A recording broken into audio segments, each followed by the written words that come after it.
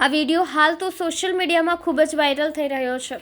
આ વિડીયોને લઈને લખાણ પણ લખવામાં આવ્યું છે કે વાહનોને તો ધક્કો મારતા ઘણા જોયા, હવે જુઓ પ્લેનને ધક્કો મારતા। ટેકનિકલ ખામીના કારણે બંધ થઈ ગયું હતું। સુરત એરપોર્ટ પર દેખાતું આ 6 સીટર પ્લેન એમ્બ્યુલન્સ તરીકે ઉપયોગમાં લેવામાં આવે છે। સુરતથી આ પ્લેન એમ્બ્યુલન્સ તરીકે લખનઉ જવાનું હતું, જેને ધક્કાઓ મારતા ખસેડાઈ રહ્યું છે।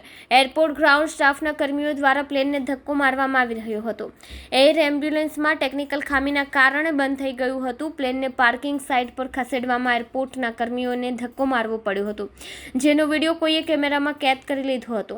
એરપોર્ટમાં પ્લેનને પણ ધક્કો મારવો પડ્યો અને પ્લેનને ધક્કો મારતા આ વિડીયો સોશિયલ મીડિયામાં વાયરલ થઈ રહ્યો છે। આ વિડીયોને લઈને લખાણ પણ લખવામાં આવ્યા હતા કે અત્યાર સુધી રસ્તા પર બાઇક, કાર કે બસને ધક્કો મારતા જોયા હશે, હવે એરપોર્ટમાં પ્લેનને પણ ધક્કો મારવો પડે છે। સુરત એરપોર્ટના સતત વિડીયો વાયરલ થવાના કારણે ઘણીવાર ટીકાઓને પાત્ર પણ બને છે। પાર્કિંગ સાઇટ ખસેડવામાં આવ્યું। સૂત્રો પાસેથી મળતી માહિતી પ્રમાણે આ વિડીયો ગત રોજનો છે। આ વિડીયો સુરત એરપોર્ટ પરનો જ છે। સુરત અંગેનો લખનઉ ખાતે એમ્બ્યુલન્સ મારફતે લઈ જવાના હતા। આ દરમિયાન પ્લેનમાં ટેકનિકલ પ્રોબ્લેમના કારણે આ સમસ્યા સર્જાઈ હતી। ત્યારબાદ પ્લેનને ધક્કો મારી પાર્કિંગ સાઇટ ખસેડવામાં આવ્યું હતું।